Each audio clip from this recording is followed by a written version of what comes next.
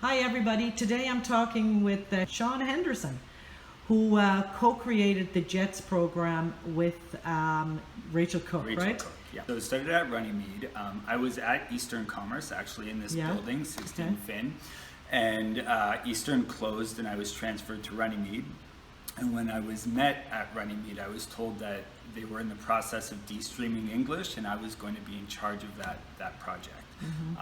I was interested in de-streaming, but I was skeptical, as many people are. I wondered how it would work, so I went to Rachel Cook and we sat down together and tried to figure out how we could help our students at many different levels most effectively. So J.E.T.S is based on the work of Penny Kittle. Book Love is where we get a lot of our ideas. There's also some stuff from Kylene Beers and many different educational researchers within the scaffolding of what we do, but predominantly Penny Kittle and Book Love. So I highly suggest that people read that book. Essentially, if you wanted to simplify what J.E.T.S is just sort of a structure in which teachers can use Penny Kittle's ideas and Kylene Beers' ideas effectively so that they don't have to worry about evaluations and so that the classroom runs very, very efficiently. So a lot of what we do is based on their ideas. So why is it that we decided to go this way with J.E.T.S? Essentially, we looked at our literacy scores and some information on the literacy test, and we saw that a lot of students weren't reading that much through high school. So we became very curious about that, and we created a survey and asked our students how much they were reading, how many books they read in the past year, and whether they liked reading or not. And what we found really surprised us. Actually, students coming in grade 9, about half of them were reading independently. And only half. About half. So educational research says that independent reading is the best indicator of reading success. So if we can make our students independent readers, that's the best thing we can do to help them succeed. So half of our students were coming in independent readers, which actually I was surprised. I thought it would be less, in all honesty. The problem was, we surveyed all of our students through the grades, and year over year the amount of independent reading went down, and it went down dramatically. So that half of our population in grade 9, by grade 12 was less than 10%, which means that 90% of our grade 12 students in 12U and 12C were not reading for fun or not reading outside of school. So we've taken students who were independent readers and made them dependent readers. They only read what's in class. We started the J.E.T.S program and we were interested in how it would affect students in terms of their reading and writing. So one thing that we track is how much students read during the term, and we compare that to our survey data, and essentially we find that students are reading about at a rate 6 times greater during a term of J.E.T.S than they are when they're not in J.E.T.S or previously. And of course, what we're hoping is that this spills into their everyday life and that they become lifelong readers. They become independent readers who read outside of school for fun. So there's a lot of focus on creating habits outside of the classroom to try and make students lifelong readers and lifelong learners in that way. So what assessment did you use right from the get-go? Like, you're talking about a survey, but did you do an actual assessment? Did you do a formal diagnostic reading assessment at any point? So, not in we don't have incoming and outgoing data on our students in J.E.T.S classroom. We have it in the right to read. So right to read is our intervention process. So students who are struggling with reading, who are not able to read in non-graphic text in a way that they can become independent readers.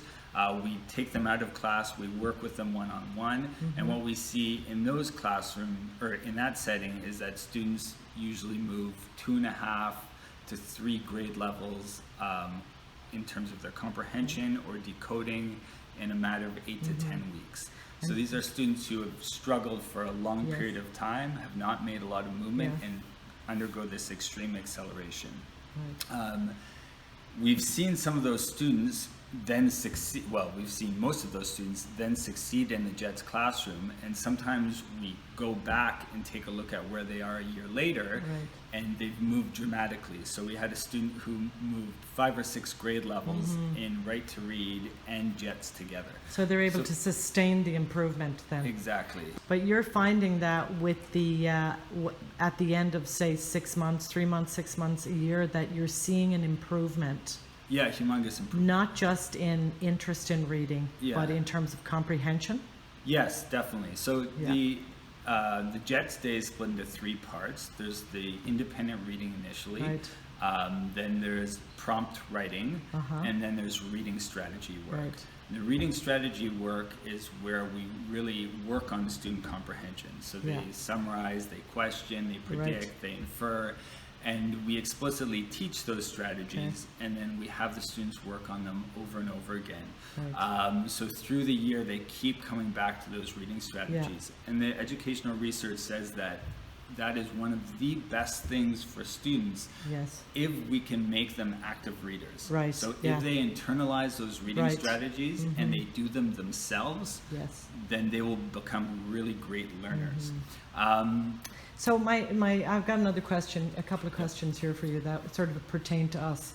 So one of the questions was a teacher asked was, how do you, is this across the board? Is it just in your classroom that you're doing this, or is it in all English classrooms? At Runnymede, it is in all English classrooms in grade 9 or 10 Right. right now. Yeah. We're rolling it through year over year, so Okay. we've done grade 9, grade 10. Next year we'll include grade 11, and Okay. eventually all of our classes So will be basically, J.E.T.S. and so a teacher asked me yesterday, how do you fit that in? So first of all, how long during the day is it? Is it 20 minutes? Is it a half an hour? How long does it go on for? The reading portion, Yeah. the reading portion is 20 to 25 minutes Minutes, usually. right. It depends. At the beginning of the year, if you have struggling Yeah. readers, you might make it shorter. You Yeah. don't want the reading to be burdensome. Okay. On the other hand, as you go through the term, occasionally we'll Yes. go longer and see how far we can stretch them. And what we found is that very reluctant readers can read for 45 minutes, Yeah. even an hour if we If allow they have them the to. right book. Yes. So how do you fit that in with the credit? Because that's, see, in section 23, a teacher will have less than 10 kids in a class, but they're all doing different, somebody's Right. doing science, somebody's doing math, somebody's doing social studies, somebody's Right. doing a whole variety of different credits. Do you have any suggestions for how you would fit that into a classroom like that? Or is Yeah. that putting you on the spot? Maybe that's No, something, no, yeah, you'd have. I think it's perfect, right? Yeah. I mean, so I would stick with the same schedule for the Yes. students. You know, I mean, I guess the only thing is for a book talk. So at the beginning of the class, we do a book talk. Yes. Just read a very interesting little piece of a book. Right. And I would do that for everyone. I think Okay, that's so it great doesn't for the matter kids. what credit they're doing, you Yeah. still find that time during the day. Yeah, I mean, so Yes. obviously, I believe in this, so I would actually get all of my students to Right. read because I think there's a lot of research that shows that's great for them in math class, in science class, in all classes. That's up to each teacher, but I would do the book talk to everyone and then Yes. give the reading time at least to the English Yes. students, if not Yeah. everyone. And then you give them a prompt. They annotate the prompt. They can discuss if there are a few of them, and then they write on the prompt. Students at different grade levels could do this together and still have a very meaningful experience. You're trying to get them to write for volume, so they write based on what they see in the prompt, and you would then periodically check their writing and try to move them along. Okay. We try to embed lessons, so this is a Penny Kittle idea. Well, students write, we write publicly, so Okay. on the blackboard or a whiteboard, Yes. and we embed a lesson into that. Okay. So it might be sentence structure, it might be a hook. That's how we do most of our writing lessons. So at the core of J.E.T.S is the idea that students will read a lot more if they are reading things that they're interested in. The teacher's responsibility is to bring rich texts into the classroom. And if you are displeased with certain texts, just don't include them in your classroom. So I think that regardless of how you feel about the appropriateness of text, I mean, you can find texts out there that you think are appropriate that will work within the classroom. Right. I think at the same time, there's this double standard that I don't really understand, where students are going on the internet and getting content in anything that they want. They're on TV watching things that are rated R. And then there's this thing that's so good for them, reading, and we try and control what they do in reading more than anything anywhere else in their life. And that doesn't make any sense to me. Because reading is great for their brains. There's all sorts of research that suggests it makes students smarter, makes them think in different ways, relieves stress. Students who are reading regularly are 67% less stressed. So it's so good for them in wellness, so good for their minds, and yet we try to control what they read, and that makes them disinterested in it. Also, we don't allow them to read at their level. We tell them they have to read at the grade 9 level or the grade 10 level, and that discourages students. So yeah, bringing in good quality text is important. Making sure that you have texts that represent different cultural groups in many different interesting ways, that you don't just have the same story about one culture is really important. But that's our responsibility as teachers, and there's this great group of J.E.T.S teachers who are coming together trying to find all of these wonderful books who can help people who are starting out, and we would welcome your help as well. Okay. So right now we're in about a third of high schools in Toronto. A third? Yeah, there's a J.E.T.S teacher in a third of the buildings in Toronto. So it's growing. It's growing fast. Yes. So we've only started, it's been 1 year of promotion. We're in a third of schools. I'm optimistic by next year we'll be in half at least. There are 184 teachers in the Google Classroom. That's just in the Toronto District School Board, and it's just teachers who are interested. And people are at different points in terms of where they are in their development of J.E.T.S. But yeah, I mean, we're hoping by next year it's the predominant method of teaching grade 9 and 10 in English in the city. That's so good. And I didn't get a chance to look. I'll ask you for the link, but is there a list of texts on the website? Yes, so texts? Everything is on the website. I'm going to have to probably go through it this summer and reorganize because a lot's on there now.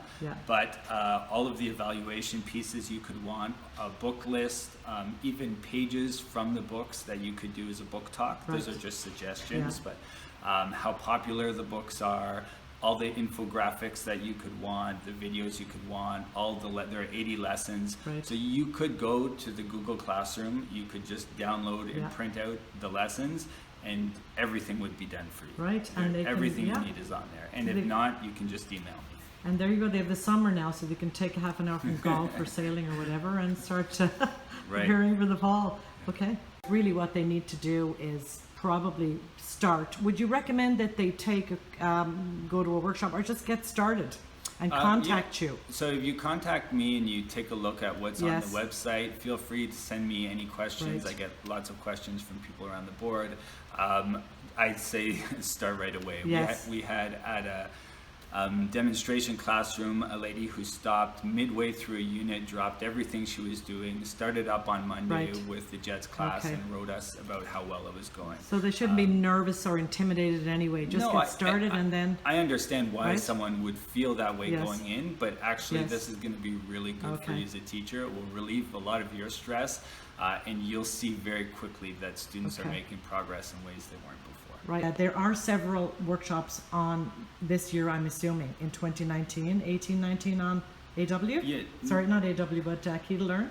Nothing's scheduled right now for next year. We've had a few this year. I expect that we'll have seveal next year. Nothing imminent right now. If you're interested in J.E.T.S, you can email me at Sean, SEAN.Henderson @TDSB.on.ca.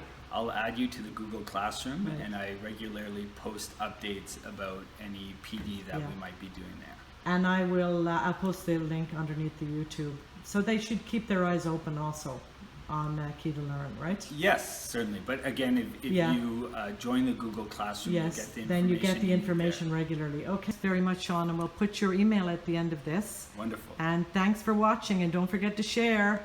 See you next time. Thank you.